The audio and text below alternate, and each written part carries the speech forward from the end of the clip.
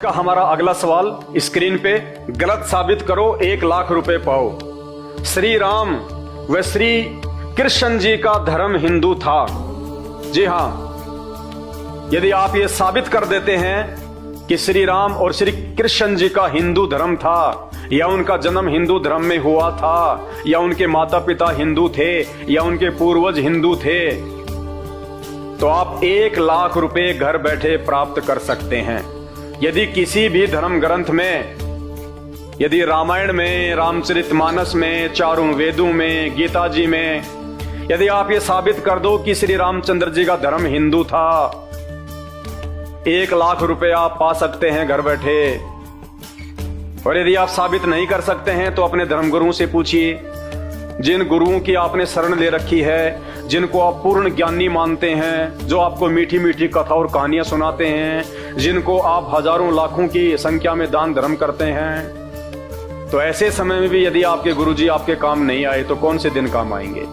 तो अपने गुरुजी से प्रार्थना कीजिए कि हे गुरुदेव, हे प्रकांड ज्ञाता, हे सारे शास्त्रों के मर्मज्ञ, मुझे 1 लाख रुपए जीतने का मौका मिल रहा है, आप मेरी मदद कीजिए और मुझे बताइए कि श्री राम और श्री कृष्ण जी का धर्म क्या था। वो हिंदू धर्म से थे, मुसलमान धर्म से थे, जैन धर्म से थे, बौद्ध धर्म से थे, ईसाई धर्म से थे, या सिख धर्म से थे। और यदि वो कहते हैं कि श्री राम और श्री कृष्ण जी का कोई धर्म नहीं था, तो फिर हम इन भगवानों को हिंदू धर्म से जोड़ के बार बार क्यों जो है हम इनका हवाला देते हैं कि जय श्री राम, भारत को हिंदू राष्ट्र बनाएंगे, जय श्री राम, भारत को हिंदू राष्ट्र बनाएंगे। जब श्री रामचंद्र जी का धर्म ही हिंदू नहीं था, तो पहले ये तो पता कर लो कि श्री रामचंद्र जी का धर्म क्या था। तो आप कोशिश कीजिएगा श्री राम और श्री कृष्ण जी के धर्म के विषय में। यदि आपके धर्मगुरु आपकी मदद कर देते हैं और किसी भी शास्त्र में ये दिखा देते हैं, चारों वेद में, गीता जी में, महर्षि वाल्मीकि के द्वारा रचित वाल्मीकि रामायण में, रामचरितमानस में, कि श्री रामचंद्र जी हिंदू धर्म से थे, तो आप 1 लाख रुपए जीत सकते हैं। और यदि वो साबित नहीं कर पाते हैं तो क्यों फिर आपस में हिंदू मुस्लिम के झगड़ों में पड़े हो? क्यों आपस में एक दूसरे से बैर भाव रखते हो? क्यों एक दूसरे को अपना शत्रु समझ रहे हो? जब त्रेता युग में और द्वापर में कोई धर्म था ही नहीं, ना कोई हिंदू धर्म था, ना कोई मुसलमान धर्म था, ना कोई सिख धर्म था, ना कोई जैन धर्म था, ना कोई बौद्ध धर्म था, फिर क्यों आपस में आज हम धर्म के नाम पे आपस में लड़ाई कर रहे हैं? हम बटे हुए हैं, क्यों मूर्ख बन रहे हैं? जब हम इंसान हैं तो क्यों फिर धर्म के नाम पे बटे हुए हैं? तो भाई और बहनों, इस विषय में भी आपको पूरी आध्यात्मिक जानकारी, जीव हमारी जाति है और मानव धर्म हमारा, हिंदू मुस्लिम सिख ईसाई धर्म नहीं कोई न्यारा, ये नारा है संत रामपाल जी भगवान का, जो अपने आध्यात्मिक ज्ञान के द्वारा अपनी समर्थता से आने वाले समय में पूरे विश्व को एकजुट करेंगे, सभी जाति और धर्मों को एक मंच पे लेके आएंगे। उसके बाद ना कोई धर्म रहेगा, ना कोई जाति रहेगी। जब हम आध्यात्मिक ज्ञान से परिचित हो जाएंगे, जब हम अपने ही धर्म ग्रंथों से, सदग्रंथों से, गीता और वेद से जब हम पूर्णतया परिचित हो जाएंगे कि ना कोई धर्म था, ना कोई जातियां थी, ना भगवान ने कोई धर्म बनाया, ना कोई जातियां बनाई, ये केवल हमारे मनमुखी नकली धर्म गुरुओं की सोच है, जिन्होंने हमारे को आपस में बांटने के लिए ये षड्यंत्र रचा हुआ है। एक भाई को दूसरे भाई का इन्होंने दुश्मन बना दिया, तू हिंदू, तू मुस्लिम, तू सिख, तू ईसाई। तो भाई और बहनों, जब तक आप संत रामपाल जी के यूट्यूब पे जाके सत्संग सुनना शुरू नहीं करेंगे, और विशेषकर सृष्टि रचना, यूट्यूब पे जाके सर्च करें सृष्टि रचना संत रामपाल जी भगवान, आपको पता चलेगा ना कोई जातियां थी, ना कोई धर्म था। और आने वाले समय में संत रामपाल जी के सानिध्य में इस पूरे विश्व में ना कोई जातियां रहेंगी, ना कोई धर्म रहेगा, केवल एक मानव धर्म होगा। तो आपसे मेरी प्रार्थना है, ये जितने भी नकली धर्म गुरु जो गांव गांव शहर शहर में बैठे हुए हैं, जो हमारे धर्म ग्रंथों में वर्णित सच्चाई से अपरिचित हैं और आध्यात्मिक क्षेत्र में आपका कुमार्ग कर रहे हैं, आपको सही दिशा नहीं दे रहे हैं, और एक समय ऐसा आएगा ना आप अपना बचाव कर पाओगे, ना आप अपने परिवार का बचाव कर पाओगे, और आप उन धर्मगुरुओं के आगे हाथ जोड़ते रह जाओगे, इन देव देवताओं के आगे हाथ जोड़ते रह जाओगे, ये भी आपकी किसी प्रकार की कोई भी मदद नहीं करेंगे। क्योंकि आपकी भक्ति सही नहीं है। आप उस एक पूर्ण परमात्मा की भक्ति नहीं कर रहे जो हमारे सभी संकटों का निवारण करने में सक्षम है। तो YouTube पे जाके सर्च करें सृष्टि रचना संत रामपाल जी भगवान। तो YouTube पे जब तक आप उनके द्वारा बताई गई सृष्टि रचना को नहीं पढ़ेंगे, नहीं समझेंगे, तब तक आपको किसी भी धर्म का कोई भी धर्म ग्रंथ समझ में नहीं आएगा।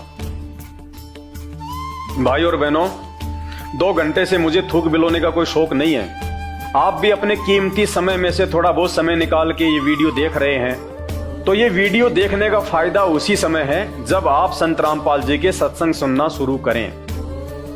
क्योंकि आज इस पूरी धरती पर केवल एक ही परम संत है, बाकी कोई संत इस धरती पे नहीं है। और जितने भी संत हैं, ये धर्म गुरु हैं, इनको अपने स्वयं के धर्म के विषय में पूरी जानकारी नहीं है। इनको स्वयं के धर्म ग्रंथों के विषय में पूरी जानकारी नहीं है। हिंदू धर्म गुरुओं को गीता जी और वेदों के विषय में पूरी और सच्ची जानकारी नहीं है। मुल्ला और मौलवियों को मुसलमान धर्म के विषय में, कुरान शरीफ के विषय में, तौरेत, जबूर और इंजिल के विषय में पूरी जानकारी नहीं है। जितने भी पादरी और पास्टर हैं, इनको बाइबल के विषय में पूरी जानकारी नहीं है। सिखों को गुरु ग्रंथ साहिब के विषय में जानकारी नहीं है। ना ही बौद्ध और जैन समाज को अपने अपने धर्म ग्रंथों की जानकारी है। ये सारी जानकारी संत रामपाल जी ने सभी धर्म के मानने वालों को दी है। आपने उनके सत्संग सुनने पड़ेंगे और सत्संग सुन के आप विचार कीजिए कि आपको मानव जन्म क्यों मिला है। परमेश्वर कहते हैं, मानव जन्म पाए के जो नहीं रटे हरि नाम, और जैसे कुआं जल बिना फिर बनवाया क्या काम। ये 84 लाख योनियों से भिन्न एक मानव शरीर हमारी को केवल और केवल भक्ति के लिए मिलता है।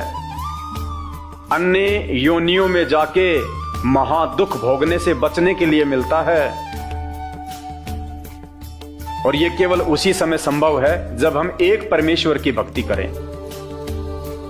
और एक परमेश्वर की जानकारी वर्तमान में पूरी पृथ्वी पे यदि किसी धर्मगुरु के पास में है तो केवल परम पूज्य सतगुरु रामपाल जी भगवान के पास में है।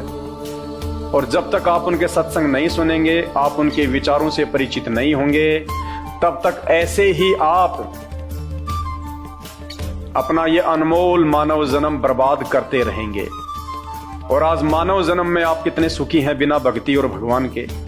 और कल को जब ये शरीर छूटेगा, हम 84 लाख योनियों में जाएंगे, उस समय हमारे साथ में क्या बीतेगी।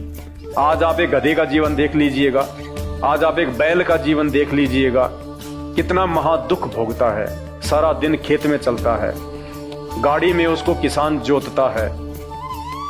एक गधा सारे दिन ईंट के भट्ठे के ऊपर कितनी मेहनत करता है, सारा दिन ईंटें ढोते रहता है। अन्य पक्षी देख लीजिए, पशु देख लीजिए, एक कुत्ता देख लीजिए, सर में कीड़े पड़ जाएं, पूरे शरीर पे उसके खुजली हो जाए, एक्सीडेंट में उसका पैर कट जाए, कितने दुख भोगते हैं। आप और हमारे ऊपर तो छोटी मोटी कोई भी आपत्ति आती है, हम तो तुरंत अपने किसी रिश्तेदार को बता दें, कहीं से सहायता प्राप्त कर लें, मेडिकल प्राप्त कर लें, हॉस्पिटल में चले जाएं। भूख लग रही है तो खाना खा लें, कहीं भी 56 प्रकार के भोजन बना के खा लें। और कल को जब भक्ति सही नहीं करेंगे, और ये तो विधान है परमात्मा का, ये मोटे मोटे ग्रंथ भगवान ने कोई ऐसे थोड़े ना लिखवाए, मजाक में थोड़े लिखवाए। चारों वेद और ये गीता जी, ये पुराण, इनमें भक्ति और भगवान के विषय में जानकारी है। इस मानव शरीर से हमें क्या करना चाहिए उसकी जानकारी है। और यदि हमने वो कार्य नहीं किया, संत रामपाल जी की शरण में आके एकमात्र पूरे विश्व में उस तत्वदर्शी संत की शरण प्राप्त करके यदि हमने एक परमात्मा की भक्ति नहीं की, तो अगला जन्म 84 लाख योनियों का। फिर हमें ना कोई सत्संग के विषय में बताएगा, ना कोई समझाएगा, ना हम समझने के लायक रहेंगे। कहते माता पिता मिल जाएंगे लग 84 माही, सतगुरु की सेवा और भक्ति ये फेर मिलन की नाही। आज अनजाने में लोग कहते हैं माता पिता ही हमारे गुरु हैं, माता पिता ही हमारे गुरु हैं। बहुत अच्छी बात है, वो भी गुरु हैं, उन्होंने भी आपको जीवन जीना सिखाया है, बचपन में आपको शिक्षाएं दी हैं। लेकिन बिना आध्यात्मिक गुरु के वो माता पिता भी मरने के बाद 84 लाख योनियों में जाएंगे और आप भी 84 लाख योनियों में जाएंगे। वहां पे ना आपको माँ बचाएगी ना आपको वो पिता बचाएगा।